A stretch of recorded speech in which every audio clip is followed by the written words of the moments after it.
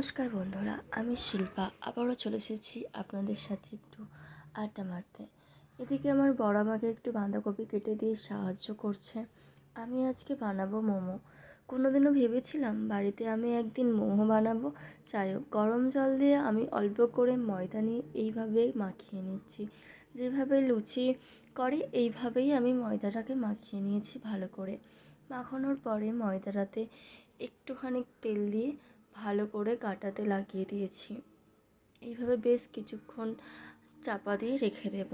আর এদিকে আমার বর বাঁধাকপির পরে গাজর সব সবজিগুলো আস্তে আস্তে করে এইভাবে সুন্দরভাবে কেটে দিয়েছে। এবারে আমি সবজিটাগুলোকে একটু ফ্রাই করে নেব। এই জন্য কড়াতে নিয়ে নিয়েছি একটু সাদা তেল, অল্প করে জিরে আর একটু কালো জিরে আর পেঁয়াজগুলোর সাথে সব সবজিগুলো দিয়ে ভালো করে নেড়ে নিলাম।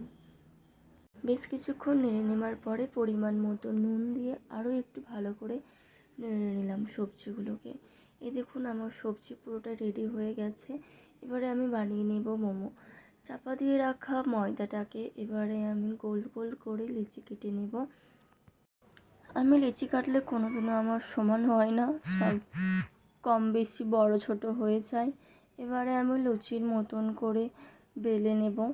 বেলে নেবার পরে যেই আমি সবজিটা করে রেখেছিলাম ওটা দিয়ে দেবো এর মধ্যে। দিয়ে দেওয়ার পরে মোমোর মতন করে করে নিতে হবে। এবারে আমি সেটাই করলাম। জানি না কীরকম হবে, প্রথমবার করছি, তবে চেষ্টা করলে কি না হয়। আমি একটু চেষ্টা করলাম নতুন রকম কিছু বানানোর।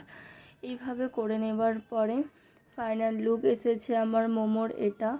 জানি না খেতেও কীরকম হবে। এভাবে আমি সবগুলো বানিয়ে নিয়েছি।